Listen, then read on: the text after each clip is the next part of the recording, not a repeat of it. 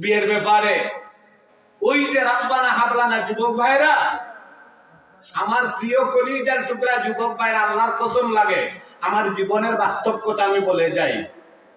আমার দিকে তাকায়া দেখেন, মনে হয় আমার চেয়ে কালো বর্ণের এখানে কম আছে।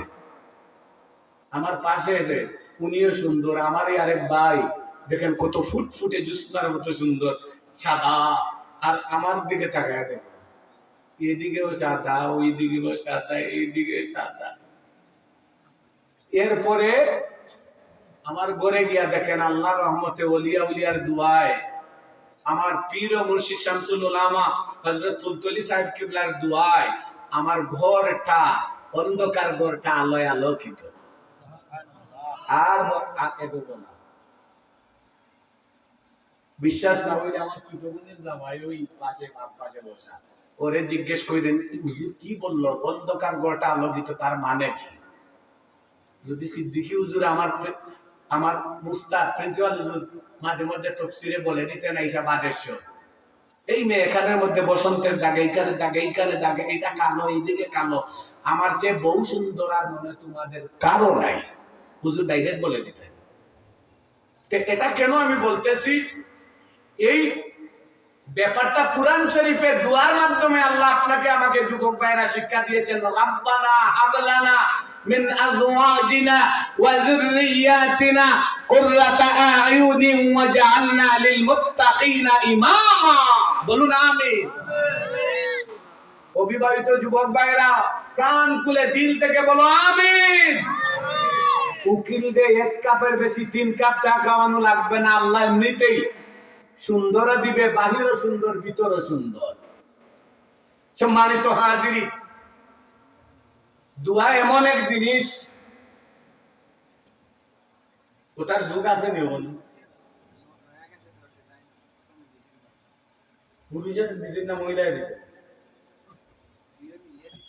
না না না, মহিলা হইল, মহিলা আচ্ছা হইছে ওখানে তা আছে নিব এরে লাউ, ডিম, আঁশ, মুরুগ, এরপরে গাছের মাঝে ফয়লা যেটা ধরে ওটা আগে দিলেই দেয় মাদ্রাসা দোয়া, জোয়ার নাইলে আগে মসজিদে ইমাম সাহেবরে আনিয়া খাওয়াইয়া দোয়া করাই এরপর নিজে খাইতায়। ওর হয়তো খাওয়াইয়া আগে নিজে বাঁচি দেন, এর লাগি রহমত বরকত কিচ্ছু নাই।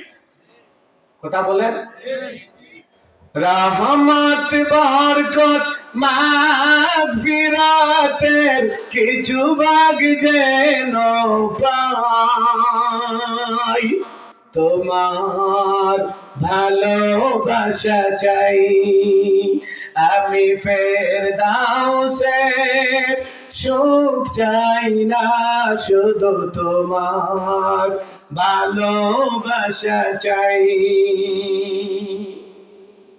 আমার আল্লাহর কাছে কাকুতি মিনতি, আল্লাহ আমার জান্নাতের ওই নাজ নিয়ামতের আপনার আমার প্রয়োজন নাই, তুমি আল্লাহকে আমার দরকার।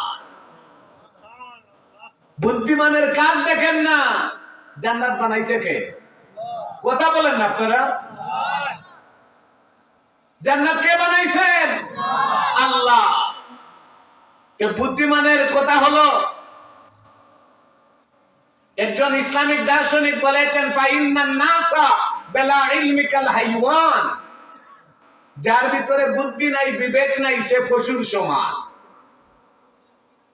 18,000 মাখলুকের মধ্যে শ্রেষ্ঠ জাতি আমরা হলাম ইনসান, মানুষ, ঠিক কিনা? এই অন্যান্য বাকি 17,999টা জাতি আছে, প্রাণী আছে, আল্লাহর সৃষ্টি আছে, তাদের থেকে আলাদা কেন আল্লাহ আমাদেরকে করলেন? সৃষ্টির সেরা কেন বানালেন? কারণ আছে না নাই? অবশ্যই কারণ। কারণ একটা, ফাইন্নান নাসা বিলা ইলমি কাল হাইওয়ান, অন্যান্য জীব জন্তুর বিবেক নাই, কিন্তু মানব জাতির বিবেক আছে। যে বিবেকটাকে কাজে লাগাইয়া আজকে এই ঐতিহ্যবাহী বৃহত্তর খতিরার মানুষ ঘরে না ঘুমাইয়া মাহফিলে চলে এসেছে, বিবেক আছে বলেই তো। কথা বলেন, নাইলে ঠান্ডার মধ্যে যারা বাড়িতে ঘুমে আছে তাদের মতো লেপ তুষক আপনাদের নাই? কথা বলেন। এখন আর মানুষ কেটা গায়ে দেয় না, লেপ তুষক। আর যদি একটু ভিআইপি যাই তাইলে কম্পিউটার মানে কম্পিউটার নয়, কম্পিউটার মানে একবারে হালকা, কিন্তু গায়ে দিলে আর শীত লাগবে না, খুব আরামদায়ক। নাই করে নাই, লেপ আছে না, তুষক আছে না, জাজিম আছে না, কিন্তু আপনারা এখানে কেন? কাকে খুশি করার জন্য? জবাব দেন। দুনিয়ার কাউকে খুশি করার জন্য নয়, আল্লাহকে খুশি করার জন্য। আপনার বিবেকে তাড়ানা দিছে যে হযরত পীর মিয়া শামস খাঁ রাহমাতুল্লাহ আলাইহি বাৎসরিক ইসলামের সবের মাহফিলকে কেন্দ্র করে এই মাহফিল জান্নাতের বাগান, এই বাগানে জান্নাতের বাগানে গিয়ে দোয়া করলে আল্লাহ দোয়া কবুল করবে। হুজ্জাতুল ইসলাম ইমাম গাজ্জালী রাহমাতুল্লাহ আলাইহি গ্যারান্টি দিয়ে বলেছেন, নেক মজলিসে দোয়া করলে এই মজলিস থেকে আল্লাহ কাউকে খালি ফিরাইয়া দেয় না। আর যাদের বিবেক নাই তারা তো ঘরে ঘুমাইছে, কথা বলেন না, আছেন না নাই? আপনাদের এলাকার মহিলারাও ভালো, খুবই ভালো। আমাদের মৌলভীবাজার এলাকার মহিলারা যদি হইতো তাইলে বিছানার উপর পানি ডালতো। বলে কেল্লি গা, বলে এখানে এত বড় জান্নাতের বাগান আর তুমি ঘুমাইছো? ঘুম পাতাই বিছানার মধ্যে দে পানি ডাইলা, ঘুমাঘুমি নাই, মাহফিলে যাও।